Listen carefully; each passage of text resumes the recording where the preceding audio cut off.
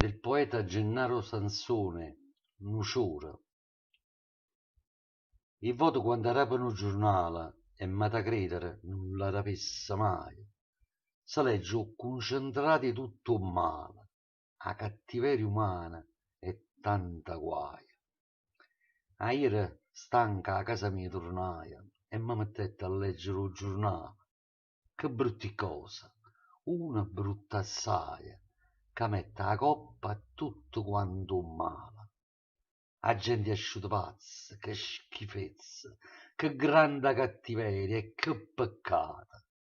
Hanno trovato proprio in da monnezza un bello creaturiello appena nato. Sto piccirillo stava in mezzo alla via, arrabbiato dinta un sacchetto. Che infamità! Perché, maronna mia, una mamma fa un figlio e dopo ietta? Dice che l'ha trovata una canella, prima abbaiata e dopo po' ha chiagnuta.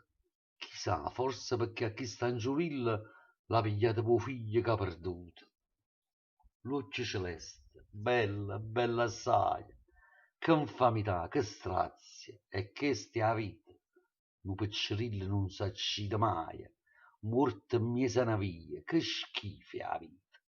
Perché, maronna mia, tu non fai niente? Perché permette questa infamità?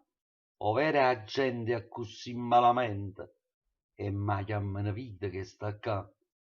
Ya mammi tutti in mamma, che è Maria, mi rispondette, no, non ti da pena.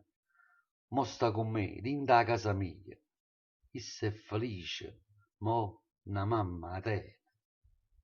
Dopo che aveva letto questo fatto, mi sono sentito tutto disturbato, senza mangiare, zitta, rindolietta, e che stanotte me l'ha già sonnato.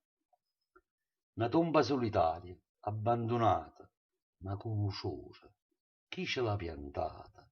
Un bello giglio bianco, bello vero, un ciore nato in coppo cimitero.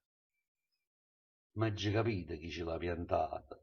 Sto ciore in coppa a ca chi ce l'ha messa. Mo sta in giurilla che se n'è volata, sta in braccio a te, a dormire in tuo paradiso.